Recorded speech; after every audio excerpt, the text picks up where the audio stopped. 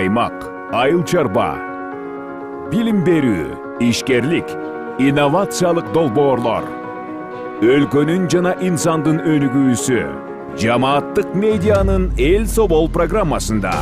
Ар шаршемби 13:00 жана жума 12:00. Бизге Facebook, YouTube'дагы жамааттык медиа баракчалары аркылуу кошулуңуз. Ошондой эле аймактардагы жамааттык медиа радиолорунан угуңуз.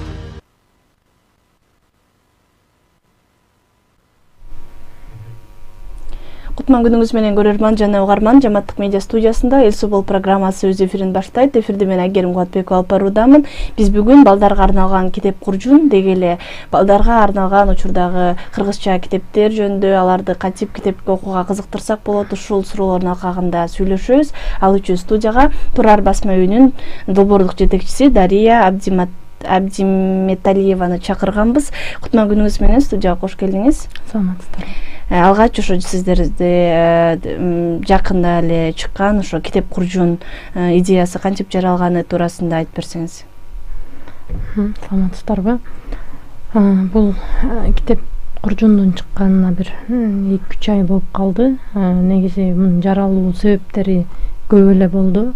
Бул баягы башынан эле Турар басмасы менен ошо кыргызча китептерди балдарга кыргыз тили үйрөнүүдө инструмент, анан заманбап башка өлкөлөрдүн, өнүккөн өлкөлөрдүн, башка тилдердин баягы ошолорго тең жарышкан бир китептер чыкса деп максат коюп келгенбиз.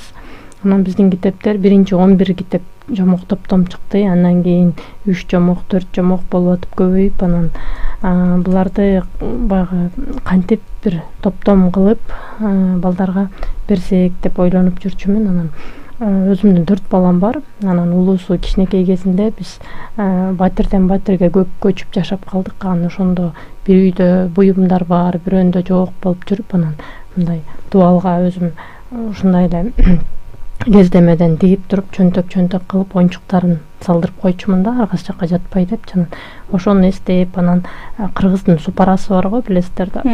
Уну элеп камыр жайганча, ошонун бүктөлүшүн эстеп, анан куржун мисалы азыр колдонулбай эле жок болуп кетпедиби, жана атка же адам деле өзү эки жагына монтип салып алганчы, анан ошонун баарын элестетип отуп, анан бизде 16 китеп планда турган болчу, баш аяк 16 китеп болот депчи. Анан бул куржун жаралардын астында негизи 12-14 китеп ушундай эле болчу. Анан бирок ойлонуп, мына формасы мондай болсо, бала өзү муну аргасы жактан баланы достотуш үчүн, бала аргасы жактан көтөрүп жүрө алгыдай, аны жыйнагыдай баягы жеткиликтүү болуш керек. Жеткиликтүү. Анан балага деген китеп десе эле биз жөн эле мындай окутуп кайра жаап текче коюп койгон эмес. Бала кичинекей кезинен баштаганда ар бир нерсе менен ойноп баштайт да. Анан оюнчук катарында болсун деп өзгөчө кыздар баягы ушундай бир баштыктарды, ушундай кошелёкторду ушундай менен ойногонду жакшы көрөбүз го. Анан ошондон улам ойлонуп атып, анан мондай кылып тиксек кандай болот деп кадимки эле Мадинага барып, тикмечилерге көрсөтүп, монтип тигип бергилечи десек, ар ойлонуп бери ойлонуп атышып, мындай ушуп барганда бычып атып, мен өзүм кошо катыштым ошо процесстин баарына. Ушундай кылып тигишти. Анан эң биринчи эле муну өзүмдүн бир ошо тууган эжелерибиздин тою болду, жентек той. Анан ошого белек кылып алып баргым келди. Сөп дегенде азыр биз аябай жаман адат кылып акча бермей кылып алганбыз. Ал мындай жөн эле тамак ашты жабуу деген ниетте, чамын болсо баласынын ошо чоңоюшуна бир себепкер болгум келди. Тил үйрөнүп, анан баягы аң сезимин өстүрүп, сөз байлыгын көбөйтүш үчүн жомок айтып бериш керек деп, анан ушул биринчи куржунду ошо эжекебиздин небересинин жентек тоюна бердик. Анан ошол жерден бул баягы келген коноктордун баарына жагып, той ээлерине жагып, ошол жердеги тамадаларга жагып, анан ушундай кылсак болот турбайбы деп анан уланып кетти да.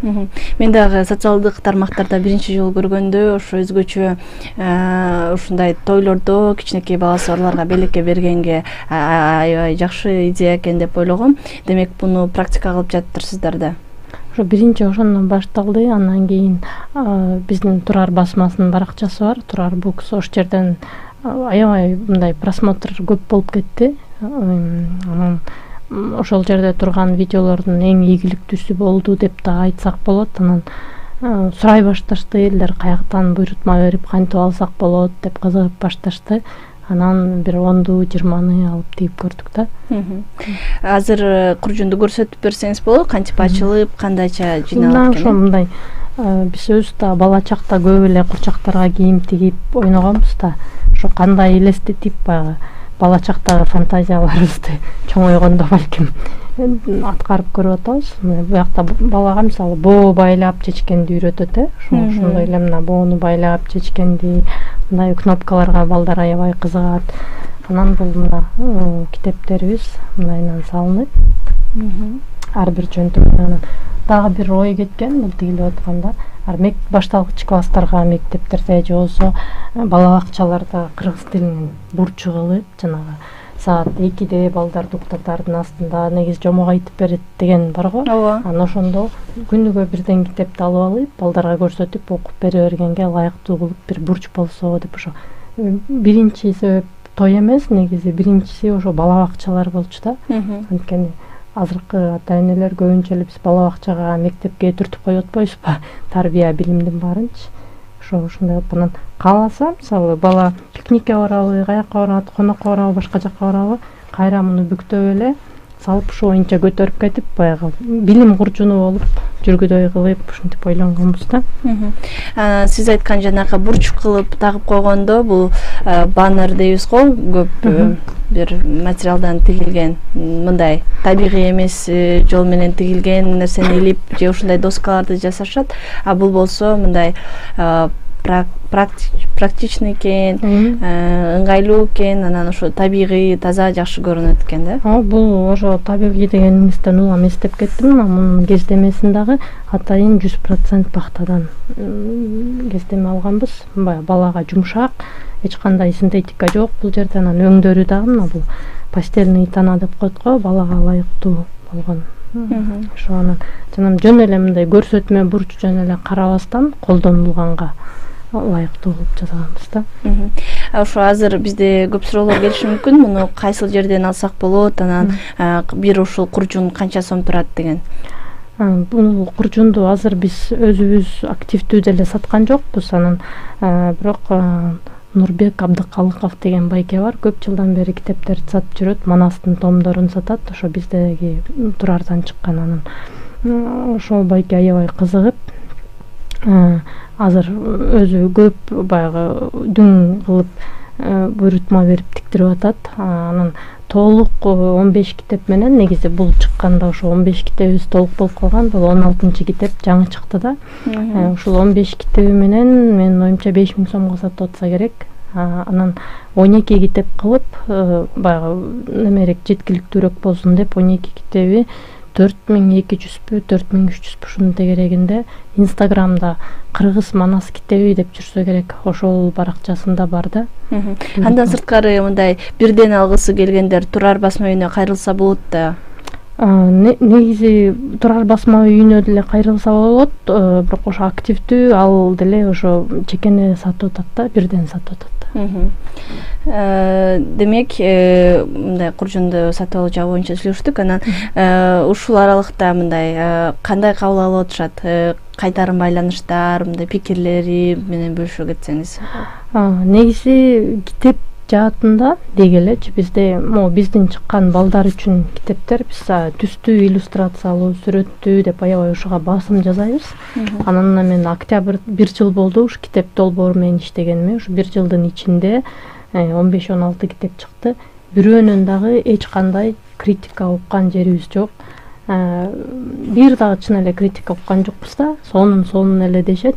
Бирок ушундай сапатта болгонуна жараша, албетте биздин экономикага байланыштуу айыл жергелеринде өзгөчө ар бир ата-эне алып бере албайт да. Анан бул куржунду алгандар дагы аябай кызыгып, мен мындай такыр критика уга элекмин, мактоолор деле угуп атам, бирок сонун дешет. Бирок биздин эл мындай китеп алууну мындай бир адат катары көрө элек да. Сөз менен айтабыз, бирок алганга келгенде Кыргызстанда китеп аябай жакшы окулуп, жакшы сатылып, анан балага китеп алып бериш керек, балага сөзсүз адабий китеп, жомок алып бериш керек деген тилекке каршы биздин ата-энелерге мындай жакшы сиңе элек. Эң негизгиси ошол куржун боюнча пикирлер жакшы, бирок мындай баардык тарапка азыр жеткиликтүү болуп, дээрлик тааныша элек болсо керек. Чынын айталык, биз бул куржунду негизи эле мен мындай көп бизнес ойлонбойм. Көбүнчө социалдык ойлонуп, баягы коом өнүксө экен, балдарыбыз кыргызча сүйлөсө экен, эң негизгиси эле көйгөй бул кыргызчабыз болуп атат, тарбиябыз болуп атат. Анан муну аябай реклама кылаган деле жокпуз. Мисалы, буга чейинки ушу эфирлерге деле чакыргандар болду. Болгону бир газетага чыкты. Анан жана сиз көргөн Инстаграмдагы биз өзүбүз тартып койгон ошо тойдогу үзүндү орго эч кандай реклама кыла элекпиз. Негизи эле Турар басма үйүнү өзгө ошол сиз айткан кыргыз тилине басым коюп ушундай китептерди чыгарат. Ошо акыркы учурларда чыгып аткан кандай китептер азыр бар, ошо жаңылыктарыңыздар менен бөлүшүп кетсеңиз. Биздин Милан Мураталиев Турар басмасынын жетекчиси. Ошо экөөбүз таанышып, иштешип баштагандан баштап эң биринчи биздин долбоордо 11 жомок чыкты. Бул Диснейдин эң популярдуу жомокторун кыргыз тилине которуп, жеңил балдар үчүн кылып чыгардык. Ал толук түстүү. Ал жаңы жылдын астында чыгарып, топтом болуп чыккан. Жомоктор деген топтом болуп. Андан кийин Элдар Абакер мырзанын Кичинекей кыз жана 7-жылдыз деген китеби. Ал биздин биринчи кыргыз жазуучусу, кыргыз сүрөтчүсүнүн иллюстрациялары менен коштолгон кыргыз тилиндеги сүрөт болуп чыкты. Андан кийин Насипбек Асанбаевдин Чыныгы башчы деген китеби. Мына бул катуу мукабадагы мындай мындай энциклопедиядай болуп, жөргөмүштөрдүн, курт-кумурскалардын кыргызча аталышы менен, бирок ичи 72 барактуу мындай толук иллюстрациялуу жомок китеп. Бул жомок китеп мына бул сүрөттөн бала эмне ала алат деген. Бул сүрөттө мисалы бала эмесимен бул китептин чыкканына 3-4 ай болуп калды. Көргөн сайын дагы бир детальды таап ала берем. Могу жеринде могу бар болчу турбайбы деп, мисалы, могул шахматты байкаган эмес, мен башында көргөн. Бул Нурбек Жумакалиев кыргыз балдар сүрөттүн аябай укмуш, фантазиясы күчтүү байке да. Анан бул китебибиздин бир сүйүнүп кетчү нерсебиз бар. Ошо Маданият министрлиги менен Кыргыз Патент-экөө жакында эле биргеликте жыл мыктысы деген китеп номинацияларын уюштуруп, ушун балдар адабиятынан 1-орунду алды, эң мыкты китеп деп таанылды да.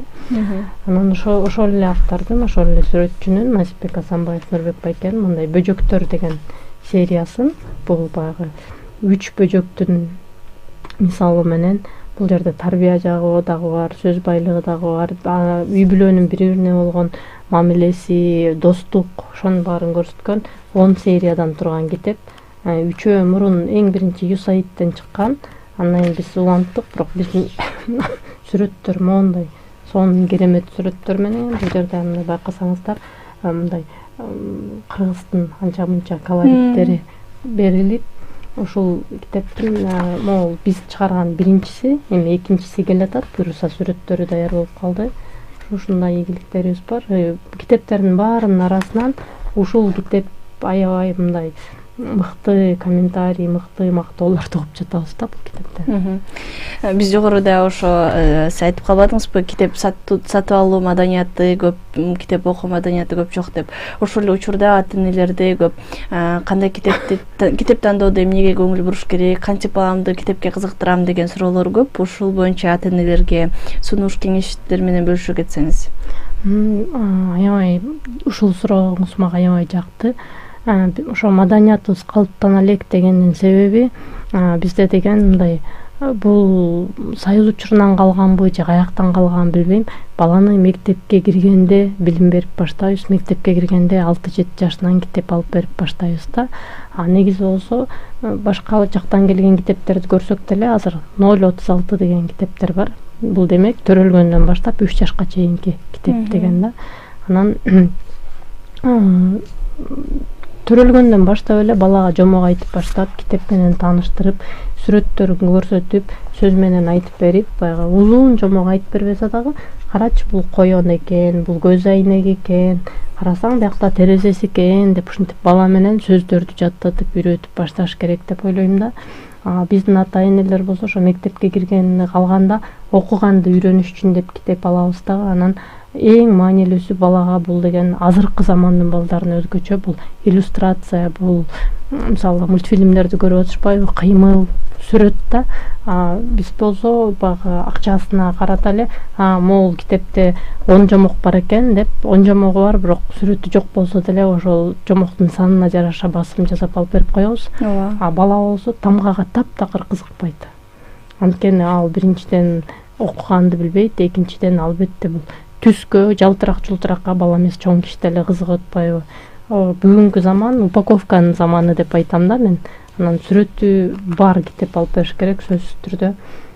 Анан балага эң жакканы бул Асылбек Жооданбеков агай көп айтып келет. Баягы ата эне менен баланын ортосунда контакт болуш үчүн баланы мынтип кучактап отуруп, бага жомок айтып берип, ошенткен бала жомокту түшүнбөсө дагы ата энеси менен ошо биргеликте бир атмосферада жомок окуп отуруш, кучакталып отуруш ошо балага аябай жагат да. Күнүгө кечинде болобу, качан убакыт болгондо жок дегенде 5-10 мүнөт бала менен ошентип отуруп койсо, анан ошол кучактап отуруу аркылуу бала ошо китепти сүйүп баштайт деп ишенем да, толук ишенем. Демек, китеп тандоо, аларды окууга кызыктыруудан дагы маанилүү, бир ошол атмосфераны түзүп, балага жагымдуу бир жагдай тартуулоо дагы бир маанилүү экен да. Ама бул чоңдорго, ата энеге көбүрөөк керек да. Жөн эле мындай китеп алып келип берип коюп, мен мону окут, этигинин баласы окуп атат, мунун баласы окуп атат, сен дагы оку деп балага таштап койбой, ошо бала менен бала чоңоюп кетет да. Анан баары чоңоюп кеткенден кийин биз баягы эски мурунку убакытты келтире албайбыз да. Баланын эсинде дагы, ата эненин эсинде дагы ошол мезгилдер калат деп ойлойм. Себептен де бул мисалы мен өзүм ошондой чоңойгом, чоң атам менен чоң апам дайыма жомок айтып беришчү. Күнүгө жомок айтып берип, ошо менен уктап жатчубуз да. Анан ошолорду мен көбүрөөк эстейм. Жомоктору алигиче мисалы мындай үзүндүлөп болсо дагы, бирок баары эсимде да, мынтип айтып берчү, тигинтип айтып берчү деп ошо айтып берип аткандагы чоң атамдын эмоциялары, мисалы кээ бир жерден токтоп калып эрте суулантам дегендери, ошондойлор баары баланын эсинде калат деп ойлойм да. Демек, ошо эң алгач жагымдуу жагдай, чөйрө түзүү, анан сүрөтү бар китептерди, анан болушунча эртерээк, мектепке чейин эмес, эртерээк башташ керек. Мындай да, оюнчукту мисалы төрөлөр менен шылдырактарды алып берип атпайбызбы? Бала, бул оюнчук бар экен бул дүйнөдө деп ошого көнүп баштайт да. 6 жашка чейинки бала көргөндөрү менен уже калыптанып калат да. Анан 6-7 жашка чыкканда биз анан могу дагы бар болчу деп китепти алып чыгып таңуулап баштайбыз да. Антпей ошо бала баягы максималдуу эң көп маалыматты сиңирип алган жашында, ошо бир 6 айы, 7 айы болобу, ошо 1 жаш болобу, ошол кезде биз анын аң сезимине китепти да киргизишибиз керек. Биз кеч 6-7 жашта киргизип атабыз тилекке каршы, анан аны бала кабыл алгысы келбейт. Биз таңуулоо мектеп аркылуу гана киргизип атабыз да. Ушул жерде мындай көп качалык эрте баланы өнүктүрүү маанилүү экени айтылганына карабай, китеп окуунун пайдасына карабай, бул практикага кирбей жатканы мындай баарыбызга көрүнүп турат. Анан дагы бир жолу айтып өтсөңүз, мындай китеп окуунун, балага китепти сүйдүрүүнүн артыкчылыктары кайсылар, эмне берет экен? Бул жерде могул 11 топтом жомокту атпайбызбы? Ошол 11 топтом жомоктун ар бир жомоктун артына атайын биз бул жерде пункттар менен жазып койгонбуз. Бул жомоктун бул ата энеге шпаргалка да. Эмне үчүн бул балага жомок айтып беришим керек? Эмне үчүн балага бул жомокту алып беришим керек деп. Анан бул жерде окуп эле берсем, фантазияны, кылдаттыкты жана кеңири ой жүгүртүүнү өнүктүрөт дейт жомогу. Бала жомоктогу окуяларды ээрчип отуруп, мурда көрбөгөн, билбеген жерлерин, фантастикалуу окуяларды, каармандардын келбетин, көрүнүшүн кыялында жандандырат дейт. Ушул жерде мына мисалы кээ бир жомокторду мунун мультфильмин көргөндө атпайбы? Мультфильмин көргөндө бала башка бирөөнүн фантазиясын даяр көзү менен гана көрүп алып коюп атат, бүттү. Бул текст менен балага жомок окуп бергенде бала өзү мээсинде ошону элестетип, өзү сүрөттөп, өзүнүн геройлорун өзү жаратып, ошончолук бала өнүгүп атат да. Анан сөзсүз түрдө бул бала эмес, мисалы мен өзүм 11 класс орус мектепте окугам. кийин кыргызча китептерди окуп баштап мен мага билинет, мисалы сөз байлыгы сөзсүз түрдө баланыкы көбөйөт. Мисалы азыр бала менен ата эненин ортосунда диалог аябай мындай начарлап жарды да. Эң өкүнүчтүүсү мындай, мисалы менин тааныштарым арасында ушундай көп көчүп келген ата энелер, баш айылдан келебиз да баарыбыз элечи. Анан ата эне кыргызча ойлонот, кыргызча ой жүгүртөт, баягы жан дүйнөсүн кыргызча айтып бере алат, а бала орусча ойлонот, орусча айтып берет. Ана бир өспүрүм куракка, бир куракка жетип сөз байлык көбүрөөк бири-бирин түшүнгөнгө керек болгондо диалог жоголуп баратат да. Ушундай да бир көйгөй бар.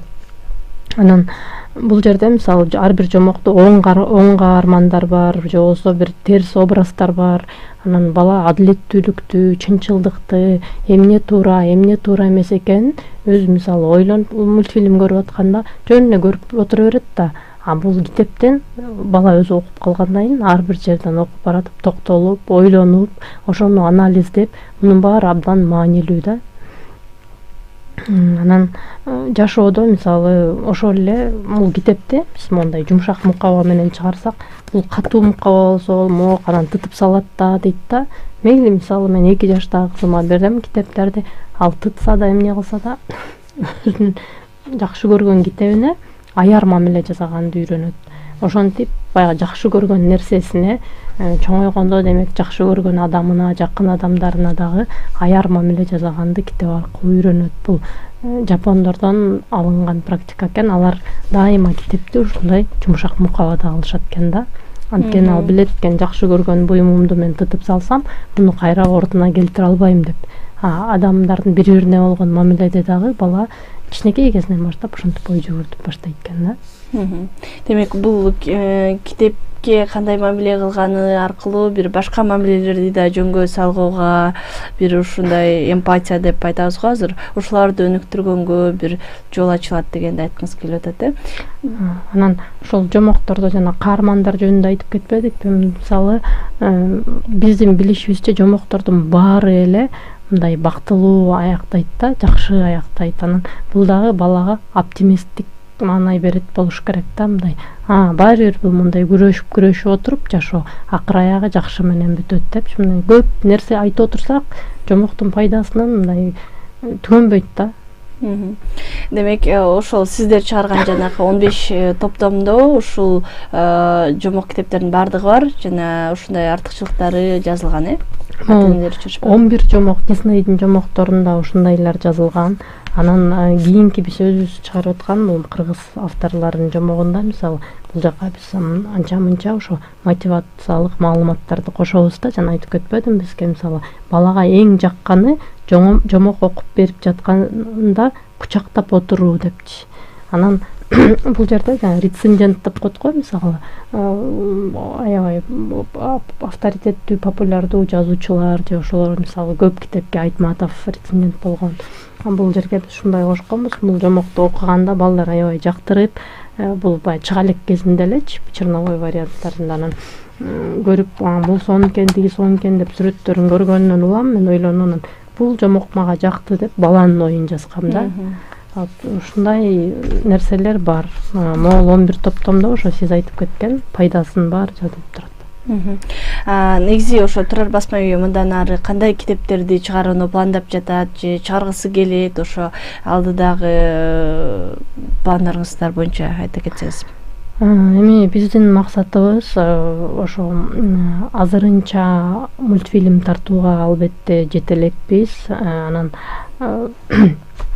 жомокторду максималдуу мыкты сапатта кылып, максималдуу балдарга жаккан сүрөттөр менен коштоп, анан азыркы китептерди мындай жаңы башка өлкөлөрдүн китептеринде кандай немелер болсо, баланы кызыктыруучулар болсо, ошонун баарын кошуп өнүктүрүп, баардык жазуучулар менен биз иштегенге мисалы даярбыз. Мыкты жомоктор болсо, жомоктордун окуп эгер баягы сюжеттери туура келип, ошондой болсо, анан мыкты сүрөтчүлөр менен иштеп, колубуздан келген кыргыз тилин колдоо үчүн инструменттерди чыгара бергенге даярбыз. Бизге болгону ошо коом, ата энелер ошол китептерди алып балдарына окуп берип, ошондон мындай бир пайда болсо болду деген максатта иштеп атабыз да азыр. Чоң рахмат сизге. Бизге бөлгөн убакыт соңуна чыгып келатат. Эфир соңунда биз бүгүн ошо башында сөз кылган, кызыккан ошо китеп куржун жөнүндө жыйынтыктасак, бул китеп жөнүндө ошо ата-энелер эмнени билиш керек, эмне үчүн, кандай артыкчылыктары бар экенин айтып койсоңуз, аны жыйынтыктайлы. Жомок куржундун Китеп куржундун. Китеп куржундун артыкчылыгы ошо балага мындай ушул куржун аркылуу 15 жомок алып берип атабыз. Дароо эле бул аргас жактан издеп отурбайбыз, же болбосо анан мисалы белек бергенде деле ошол сүннөт той, жентек тойлорго берсеңиз, бир күндүк эле кылып мына 5000 сом бул тиги тойду жабат дебей, ошол барып аткан той ээсинин баласынын келечегине салым кошуп атабыз. Анын кыргыз тилинин өнүгүшүнө, анын билим алуусуна салым кошуп атабыз. Бул мындай бир күндүк эле конверт эмес, бул унутулбай эсинде калгыдай болгон белек. Ошол баланын өз колуна берсеңиз, ал муну өмүр бою эстеп жүрөт деп мен 100% ишенем. Анан китептер, текшерилген китептер, биздин китептер сөзсүз түрдө редактордон өтөт. Биздин редакторубуз филология факультетинин, Улуттук университетинин эң мындай ардактуу мугалимдери Ишенбек Султаналиев агайыбыз. Анан корректордон сөзсүз өтөт Наканбек Умурзаков корректор. Бул дагы күчтүү филологдордун бири. Эч кандай күмөнсүз эле эмне деген жомок берип атам, бул эмне деген идеология дебей, бул жерде кыпкыргыздын идеологиясы, кыпкыргыздын тарбиясы, анан эч кандай мындай бүт ушундай текшерүүлөрдөн өткөн китеп да. Ошол мындай эч кандай минусу жок деп ойлойм. Ооба. Узак убакыт бою бул ошол кызмат кылат экенин бардык эле адам тастыктап өтсө керек. Биз эле кичинекей чагыбызда берген белектер азыркыга чейин эсибизде, бир убактарды эстеп кетебиз го. Ошол сыяктуу сизге чоң рахмат, убактыңызды бөлүп, тамагыңыздын ооруп атканына карабай, чын эле кызыктуу, ушундай пайдалуу маалыматтарыңыз менен бөлүшкөнүңүзгө ыраазычылык билдиребиз. Урматтуу Жамааттык медианын көрөрманы жана угарманы, сиз Эл Собол программасынын кезектеги көрсөтүүсүн көрдүңүз. Бул жолу биз балдарга арналган китеп куржун, негизи эле балдарды китепке кантип кызыктырыш керек, китеп тандоодо эмнени эске алыш керектиги туурасында сүйлөштүк. Бүгүн биздин студияда мейманда Турар басма үйүнүн долбоордук жетекчиси Дария Абдиметалиева болду. Эфирди мен Айгерим Кулатбекова алып бардым. Кайрадан эфир аркылуу баамдашканча саламатта туруңуз. Аймак, айыл чарба, билим берүү, ишкерлик, инновациялык долбоорлор, өлкөнүн жана инсандын өнүгүүсү Жамааттык медианын Эл Собол программасында ар шаршемби 13:00 жана жума 12:00. Бизге Facebook, YouTube'дагы Жамааттык медиа баракчалары аркылуу кошулуңуз. Ошондой эле аймактардагы Жамааттык медиа радиолорунан угуңуз.